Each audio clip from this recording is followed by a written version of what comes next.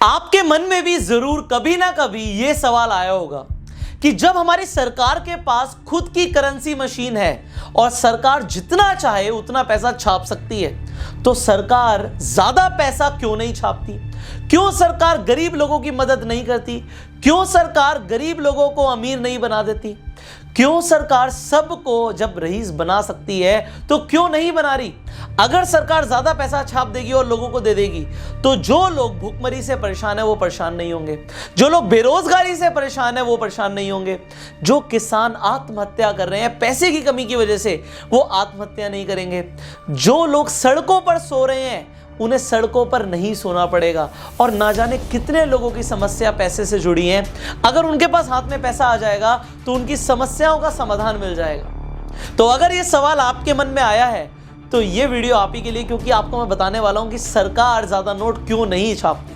पर उससे पहले मैं बताना चाहूंगा कि इसी तरीके की पावरफुल इंफॉर्मेटिव वीडियोस मैं आपके लिए लगातार बनाता रहता हूं। तो अगर आप चैनल पे पहली बार आए, सब्सक्राइब जरूर कीजिए, बेल आइकन पे क्लिक कीजिए सो दैट आप ऐसी एक भी वीडियो मिस ना करें। अब आपका जो सवाल है उसका उत्तर देते हैं। देखिए, यहां पे एक रूल को समझिए। रूल ये है कि सरकार सिर्फ उतना ही पैसा छाप सकती है जितने सरकार के पास रिसोर्सेज हैं। इसका मतलब है कि पैसा उतना ही होगा एक देश के पास जितने उसके पास रिसोर्सेज हैं। अगर रिसोर्सेज कम होंगे तो वो पैसा ज्यादा नहीं छाप सकते। इसे अगर टेक्निकल टर्म में मैं समझाऊं तो इसका मतलब है कि sum of values of all the goods and services produce in the country is equals to sum of amount of money in the country. मतलब जितने गुड्स एंड सर्विसेज प्रोड्यूस हो रहे हैं उतना ही पैसा एक देश के पास हो सकता है। अब इसे बहुत सिंपल एग्जांपल से आपको समझाता हूं। मान लीजिए एक देश में 100 लोग रहते हैं और 100 लोगों के पास 10-10 रुपए हैं। अब 100 लोगों के पास 10 रुपए तो पूरे देश के पास कितना पैसा हो गया? पूरे देश के पास 1000 रुपए हो गए। अब देश के पास 100 किलो गेहूं है। इसका मतलब है कि अगर पूरे देश के पास 1000 रुपए हैं और 100 किलो गेहूं है और लोगों को गेहूं खरीदना है, तो गेहूं के दाम कैसे निकलेंगे? गेहूं मतलब सारे रिसोर्सेज मान लेते, सब कुछ गेहूं के अंदर आ गया। अब 1000 रुपए टोटल अमाउंट डिवाइड बाय कि हमारे पास रिसोर्सेज कितने हैं, तो इससे पता लग जाएगा कि हर रिसोर्स की उसकी प्रति किलो क्या प्राइस होनी चाहिए। मतलब गेहूं का प्रति किलो क्या प्राइस होना चाहिए, कैसे पता लगेगा? 1000 डिवाइड बाय 100, मतलब 10 रुपए प्रति किलो गेहूं का दाम होना चाहिए। अब सरकार ने क्या किया? बहुत सारा पैसा छापा और सबको पैसा दे दिया। तो जिनके पास 10 रुपए थे उनके पास 1000 रुपए आ गए। अब उन्हें गेहूं चाहिए। अब सबके पास 100 लोगों के पास अगर 1000 रुपए आ गए तो टोटल कंट्री के पास कितना पैसा हो गया? अब आप बोलोगे 1 लाख रुपए हो गया सर। बट जब वो गेहूं लेने जाएंगे तो गेहूं तो उतना ही है, रिसोर्सेस तो उतना ही है। तो होगा क्या कि उनके दाम बढ़ाने पड़ेंगे। कैसे? अब 1 लाख डिवाइड बाय 100 होगा। इसका मतलब है जहां पे पहले गेहूं की कीमत 10 रुपए थी वहां पे 1000 रुपए हो जाएगी। अब इस तरीके से समझिए, मान लीजिए आपको सरकार ने नोट छाप के 1 करोड़ दे दिया और सबको 1-1 करोड़ रुपए दे दिया और अब आप सब जाते हो। अब आपको क्या खरीदना है? आपको ना होंडा सिटी गाड़ी खरीदनी है। अब होंडा सिटी गाड़ी तो 100 ही है पर लेने बहुत सारे लोग आ गए।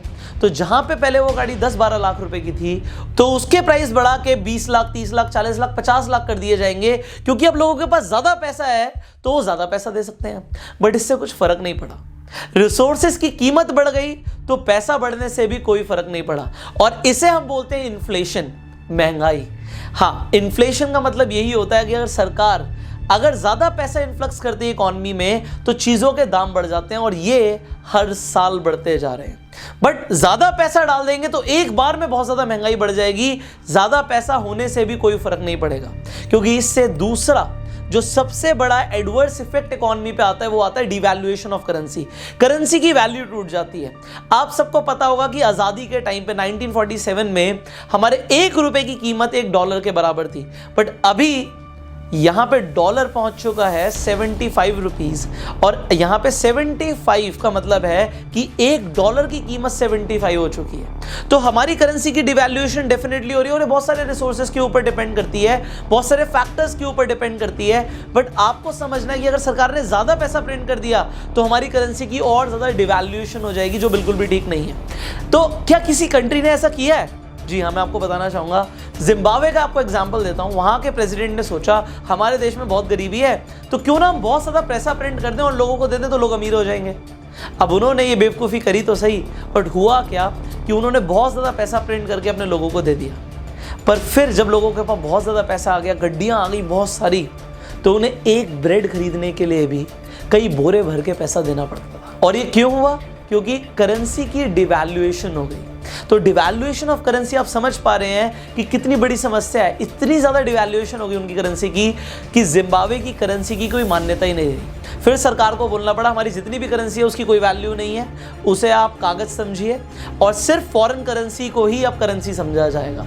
क्योंकि उन्होंने पहले 1 मिलियन का नोट बनाया, फिर 1 बिलियन का नोट बनाया, फिर 1 ट्रिलियन का भी नोट बना दिया और अपनी करेंसी को वो बदलते गए। क्योंकि महंगाई हर रात डबल ट्रिपल होती जा रही थी, तो उन्हें कुछ ना कुछ तो करना पड़ा।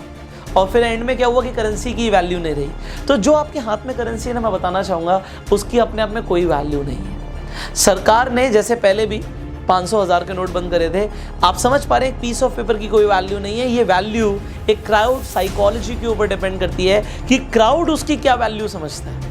अगर कल को 2000 का नोट बंद हो गया तो उसकी अपने आप में कोई वैल्यू नहीं है, क्योंकि आज आप 2000 से कुछ सामान खरीद सकते हो क्योंकि लोगों को उसकी वैल्यू समझ आती है। ये क्राउड साइकोलॉजी होती है, बट अपने आप में उसकी वैल्यू नहीं है।